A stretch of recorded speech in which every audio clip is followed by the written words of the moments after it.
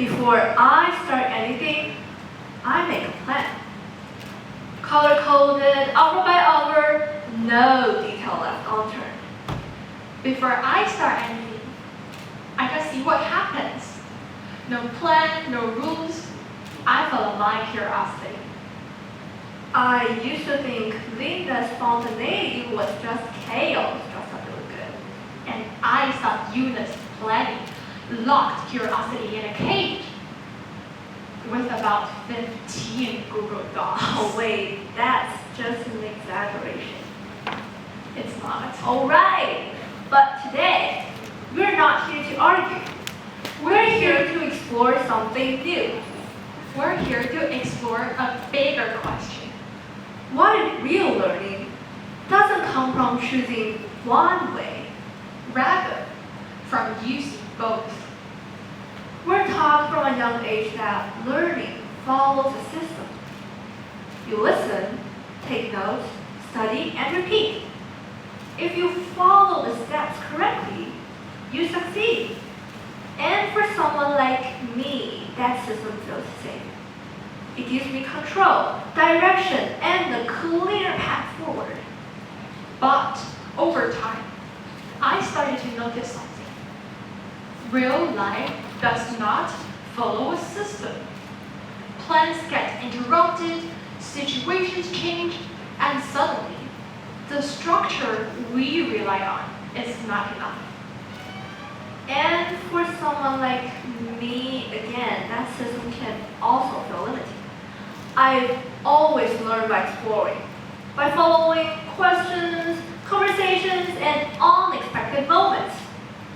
But curiosity alone isn't always enough either. Sometimes it leads to great ideas, but no clear outcome.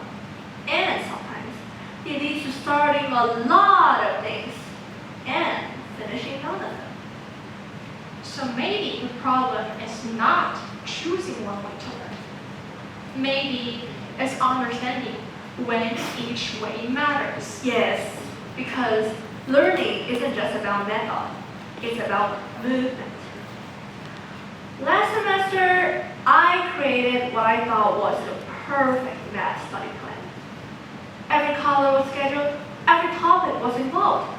I even set up a target score, 20 points higher than my last test. And for a while, it worked. I felt in control. Then, real life happened. My sister got sick. I missed key study sessions. My perfect schedule collapsed, and I didn't know how to review my system. So, I did what I always do. I tried to push harder. Stayed up late, crammed everything in, and still scored lower than expected. Wait, so your perfect plan does not include life happens? Apparently not. That's when I realized something uncomfortable. My plan only worked when everything went according to plan.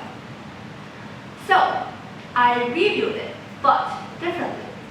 I kept the previous structure, but added flexibility. I left blank spaces for the unexpected. I added short reflection time, just 15 minutes a day to ruin mistakes or explore something new. So you finally made room for curiosity. Exactly. And slowly, things changed.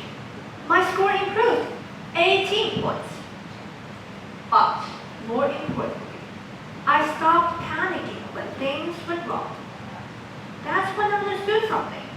The classroom gave me the knowledge, but outside the classroom, I learned how to use it. Without structure, learning drifts, but without flexibility, it just breaks. Yuna, your start sounds exhausting. Mine started completely differently. One day in Chinese class, I came across the play Thunderstorm. We were only supposed to learn the exam points, but something about it caught my attention. So I followed that curiosity. I watched different versions, watched performances, compare how different directors interpret the same characters.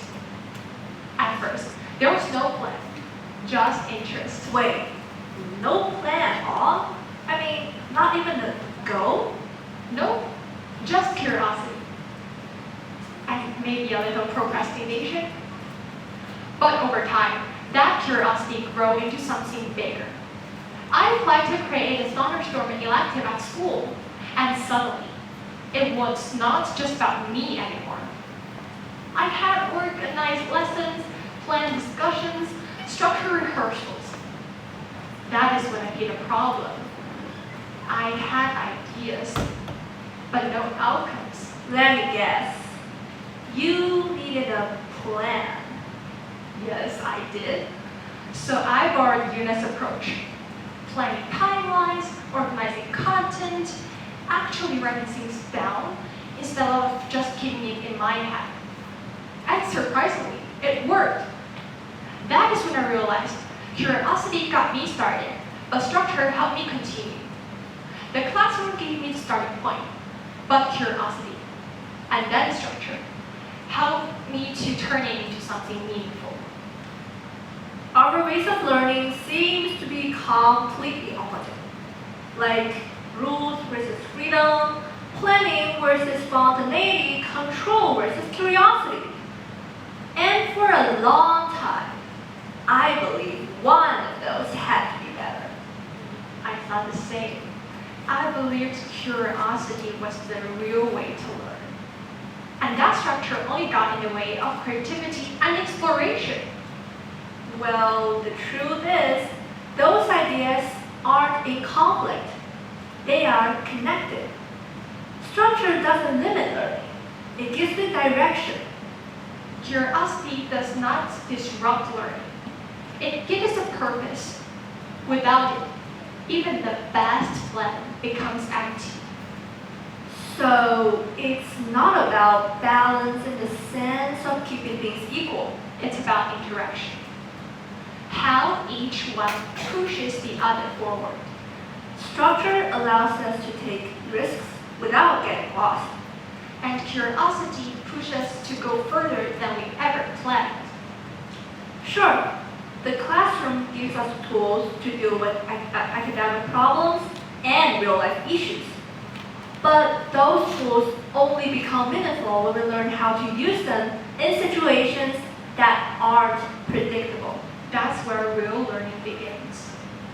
When things do not go exactly as expected, and we have to respond, adapt, and figure things out for ourselves.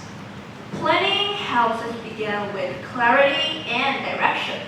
And curiosity helps us discover what we did not even know we were looking for. And reflection helps us turn those experiences into something we can build on. So learning is not a straight path. It's a cycle that keeps evolving. Yes, planning is a map. It gives a place to start and something to return to. And curiosity is the journey. It takes us somewhere new, somewhere unexpected. And real learning happens when we're willing to step away from the map And then come back to redraw it with what we have discovered. So how do we actually do this? It doesn't require big changes. Just one small step.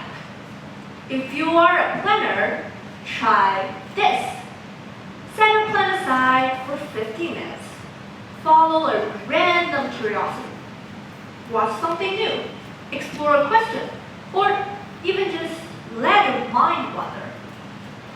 If you are an explorer, try this. Write down one takeaway from something you discovered. Just one sentence. And turn that moment into something you can build on. One small step helps you grow. And helps you become more flexible. I used to think planning controlled learning. Now I see. It supports it.